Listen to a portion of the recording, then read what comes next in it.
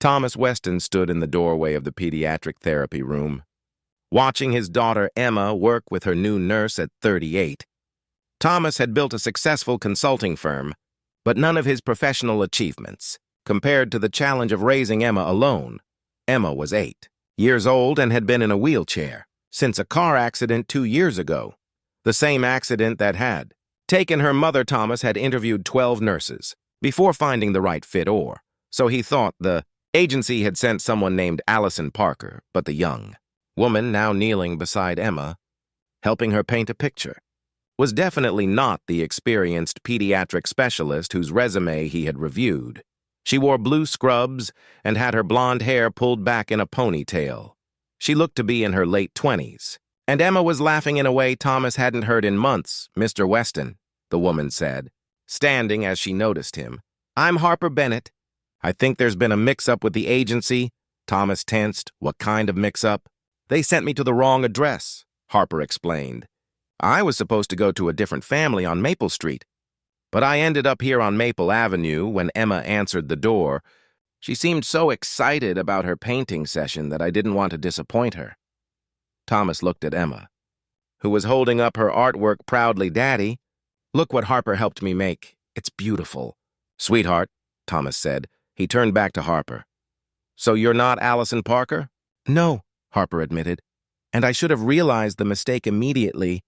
But Emma said her dad was in a meeting and would be down soon, and she was so enthusiastic." Thomas studied her. "What are your qualifications?" "I'm a pediatric nurse," Harper said.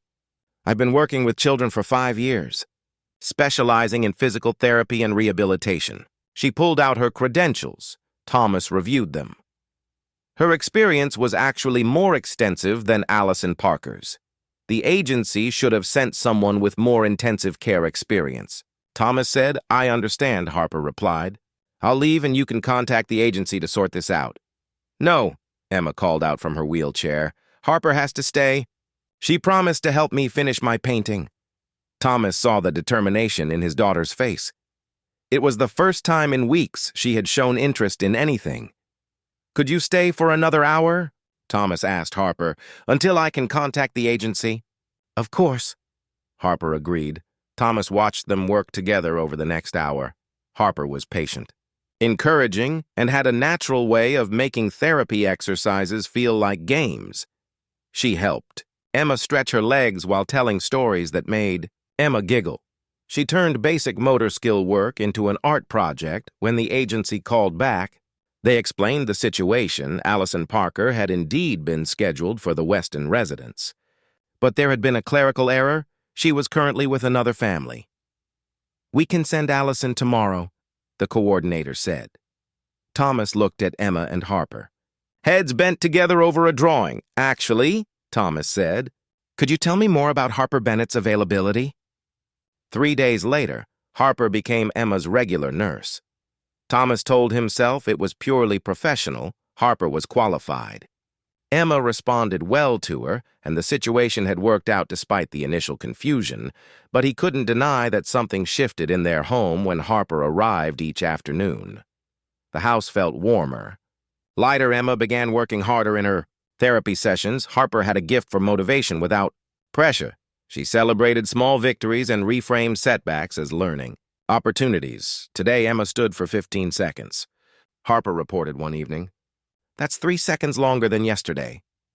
Thomas felt tears prick his eyes. "That's wonderful. She's incredibly strong," Harper said, "both physically and emotionally." Over the following weeks, Thomas found himself looking forward to the evenings when Harper stayed late to update him on Emma's progress. They would sit in the kitchen while Emma watched her favorite shows, and Harper would share not just clinical details, but stories about Emma's day. "She asked about her mother today," Harper said one evening. Thomas felt his chest tighten. "What did she say?" "She wanted to know if her mom would be proud of her progress," Harper explained gently. "I told her that any mother would be incredibly proud of how hard she's working." Thomas nodded. Unable to speak, Harper reached across the table and squeezed his hand. "You're doing an amazing job," she said quietly, "raising a child alone while running a company, supporting Emma through her recovery. That takes tremendous strength." I don't feel strong, Thomas admitted. I feel like I'm barely holding it together most days. That's what strength looks like, Harper said. It's not feeling confident. It's showing up anyway. Their relationship shifted gradually. Professional boundaries blurred into friendship. Friendship deepened into something neither of them acknowledged. One evening, Thomas came home to find Harper and Emma in the garden. Emma was in her wheelchair, and Harper was pushing her gently along the path. Both of them laughing. Thomas stood at the window watching them.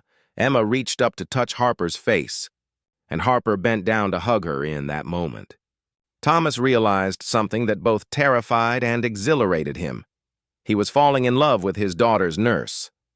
The realization made him pull back. He became more formal with Harper. Keeping their conversations strictly professional, Harper noticed the change but said nothing. 2 weeks later, the agency called with news Allison Parker had an opening and could take over Emma's care if the Westons were interested. Thomas thanked them and said he would consider it. That evening, he sat with Emma before bed. "Sweetheart, how do you feel about Harper?" he asked. "I love Harper," Emma said simply. "She makes me want to try harder." "What if a different nurse came instead?" Thomas asked carefully. Emma's face fell. "Why? Did I do something wrong?" "No, honey, you've done everything right," Thomas assured her. "Then why would Harper leave?" Emma asked, tears forming. Thomas pulled her close. "She wouldn't leave unless we asked her to." "Then don't ask her to," Emma said. "Please, Daddy, Harper makes me happy." Thomas held his daughter, feeling the weight of his decision. The next day, he asked Harper to stay after Emma's session. "Is everything okay?" Harper asked. "I need to be honest with you about something," Thomas began. He took a breath. "The agency called. Allison Parker is available now, and I'm supposed to decide whether to make a change." Harper's face went pale. "I see." "I'm not going to change nurses," Thomas continued. "Emma needs you. She trusts you. You've made more progress with her in 2 months than anyone else managed in a year." Harper's relief was visible. "Thank you. But there's something else I need to tell you," Thomas said. "Something I probably shouldn't say, but keeping it to myself feels dishonest." Harper waited. "I have feelings for you," Thomas admitted. "Feelings that go beyond professional respect, and I need you to know that. But I also need you to know that it won't affect your job. If you're not comfortable, we can maintain strict professional boundaries. Emma's well-being comes first." Harper was quiet for a long moment. "Can I be honest too?" she finally said. "Please, I have feelings for you as well," Harper said. "I've tried to ignore them because I'm Emma's nurse and there are ethical considerations. But Thomas, over these past months, I've come to care about both of you deeply." Thomas felt hope surge through him. "What do we do about that?" "I don't know," Harper admitted. "I've never been in this situation before." They sat in silence. "Maybe we take it slow," Thomas suggested.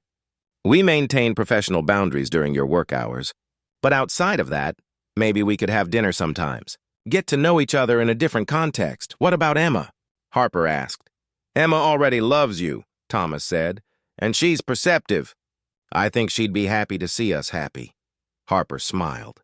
"Then I'd like that. Over the next few months." They built something careful and deliberate. Harper remained Emma's nurse during scheduled hours, but 3 evenings a week. She came back as Thomas's girlfriend. They went on dates while Emma stayed with her grandmother. They took walks in the park, went to movies, talked for hours about everything and nothing. Emma noticed the change and approved enthusiastically. "Does this mean Harper will be here all the time?" she asked hopefully. "We're taking it one day at a time," Thomas said. 6 months after Harper had walked into the wrong house, Emma took her first unassisted steps. It happened on a Saturday afternoon. Harper was there as a friend, not a nurse. Emma had been working with her parallel bars when she suddenly let go. She took 3 wobbling steps toward Harper before falling into her arms. They all cried. Thomas, Emma, Harper, all 3 of them holding each other and crying tears of joy. "I did it," Emma whispered. "I walked to Harper." "You did, sweetheart," Thomas said. "You did it." That evening, after Emma was asleep, Thomas and Harper sat in the garden. A year ago. "I didn't think we'd get here," Thomas admitted. "I didn't think Emma would walk again. I didn't think I'd ever feel anything but grief. And now?" Harper asked. "Now I feel hope," Thomas said. "Because of you. Because of the day you walked into the wrong house and stayed." Harper leaned against him. "It wasn't the wrong house," she said quietly. "It was exactly where I was supposed to be a year later." Emma walked down the aisle as flower girl at her father's wedding. She still used her wheelchair sometimes when she was tired. But her progress had exceeded every expectation. Harper wore a simple white dress and carried a bouquet of wildflowers. As Thomas watched her walk toward him, he thought about the accident of that first day, a clerical error, a wrong address, a mix-up that had changed everything. "I love you," he whispered as Harper reached. "I love you too," she replied. Sometimes the wrong person in the wrong place at the wrong time turns out to be exactly right. Sometimes a mistake becomes the greatest gift, and sometimes healing comes from unexpected sources. The day Harper walked into the wrong house, she brought more than her nursing skills. She brought laughter, back to a home that had forgotten how to smile. She brought hope to a family that had lost their way. She brought love to hearts that were learning to open again. It had started as an error, but it became their beginning, and standing there, with Emma between them and their future stretched out ahead, Thomas understood something profound, that life's most precious moments often come disguised as mistakes, that love appears when you stop looking for it, and that sometimes the wrong address leads you exactly where you belong. If this story touched your heart, please like, share, and subscribe.